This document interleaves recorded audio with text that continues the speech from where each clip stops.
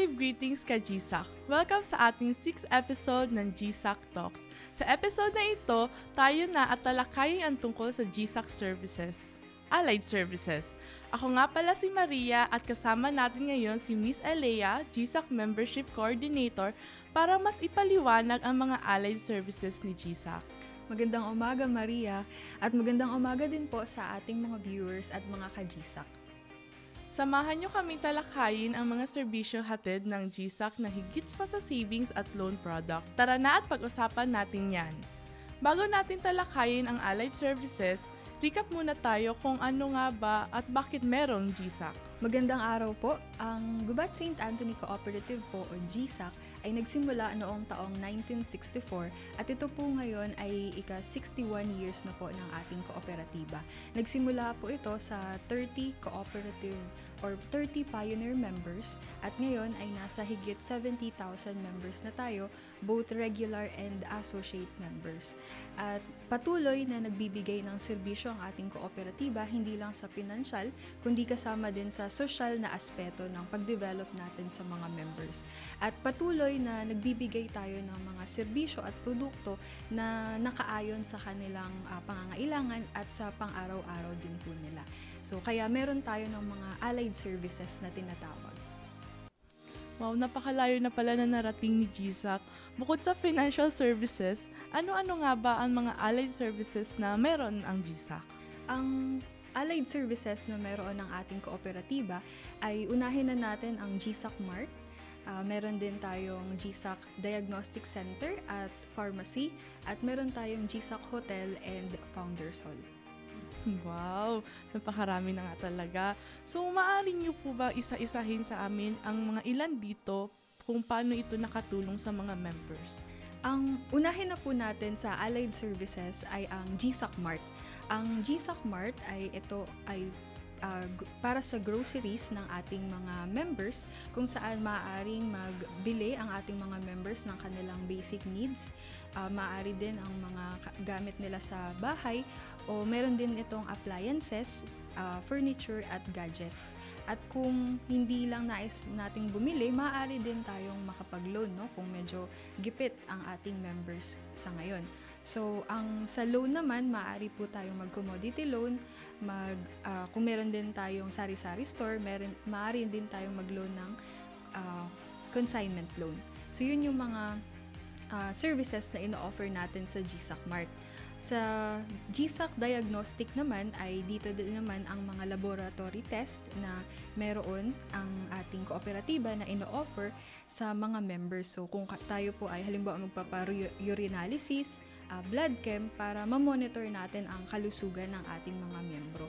Meron din tayong GSAC Pharmacy, makikita din natin dito o meron tayo dito ng mga quality na mga gamot para sa mga members. At last, panghuli ay ang ating GSAC Hotel. Kung kayo po ay nais na magbakasyon o magstay sa Gubat, meron tayong mga rooms na available. So meron tayong family room, merong couples room, at meron ding single room. Ito din ay air-conditioned at meron ding free wifi. So, kumbaga, ito ang location dito ay nasa Gubat lang, no? Sa sentro lang ng Gubat.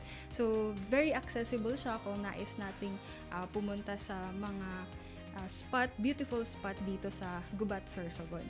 And meron din tayong GSAC Founders Hall para sa mga occasions na gaganapin. Halimbawa, merong business meeting, conference, merong mga occasions like birthday, mga ganyan. Mga kasal. Pwede din po dito. Yun yung mga services natin sa ngayon para sa mga members. Talagang meron na lahat ang GSAC. Kanina, Miss Alea, na-mention nyo regarding sa mini-mart ni GSAC. So, may mga members po tayo na nagtitinda po. Maaari po ba sila mag-display doon? Yes po. So, meron sa GSAC Mart, maaari tayong nagdi-display din tayo doon ng mga produkto ng ating mga members, yung mga local produced, so kagaya ng mga pili nuts o iba pang mga produkto. So, para matulungan natin, no, yung mga members natin na kahit pa paano ay maibenta din yung mga produkto nila. Okay. So, sa lahat na na-mention nyo na allied services ni GSAC, meron ba itong mga special features para sa mga members natin? Yes, meron tayong binibigay din na discounts. So, parte ng benefits natin sa mga members ay merong mga discounts. Kagaya ng una sa GSAC Mart, meron siyang 1 point for every 300 pesos na purchase. So, kung halimbawa, kayo po ay magbibili sa GSAC Mart, ang halaga nito ay nasa 300 na, so meron siyang 1 point na equivalent. At pwede nila itong, kapag na-accumulate ito, naipon, pwede nila itong i-grocery din kapag makinaya. Kaya maganda na hindi lang basta tayo nagpapatronize kasi meron ding parang benefit na nababalik sa mga members. Ikalawa, doon sa ating GSAC diagnostic center, yung mga na maaring magpa-test, no? Meron din tayong 10% na discount sa kanila. Tapos sa ating hotel, meron din tayong discount na 200 pesos. So kung halimbawa yung room ay nasa sabihin natin 2,000, so less 200, nasa 1,800 na lang nila. So, very affordable. Kaya kung gusto po ninyong stay, no, pwede kayong makapagpa-reserve na ng room sa ating GSAC Hotel. And, yun. So, kaya, kumbaga, kung ikaw ay member, meron kang mga benefits na matatanggap sa ating kooperatiba. At, panghuli, merong patronage refund na tinatawag sa co-op. So, ang patronage refund kasi hindi lang siya nakukuha kapag ikaw ay naglo-loan. So, meron din patronage refund para sa mga nag-a-avail ng services. Kung ikaw ay nag-grocery o ikaw ay nagpapa-lab test na, kumbaga, tinatangkilik mo yung sariling serbisyo ng ating kooperatiba. Galing niyo po.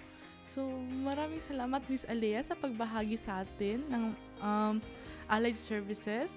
Kaya mga ka-GSAC, ito po ang mga allied services na hatid ni GSAC. Ulitin ko po, meron po tayong mini-mart, diagnostic center, pharmacy, at hotel and founders hall.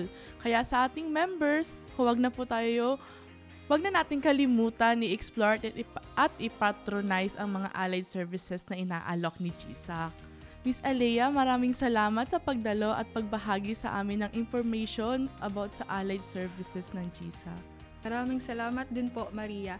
At para sa mga nais pong magmembro ng ating kooperatiba, maganda po na magmember na po kayo, no? Dahil meron kayong mga maaaring i-avail na services kagaya ng mga nabanggit na allied services kanina. At sa ating viewers, maraming salamat sa pagsubaybay buwan-buwan ng ating programa. Para sa inyong mga katanungan, bisitahin lamang ang aming official Facebook page, Gubat St. Anthony Cooperative-GSAC. Ako po ulit si Maria at magkita-kita tayo sa susunod na programa ng GSAC Talks!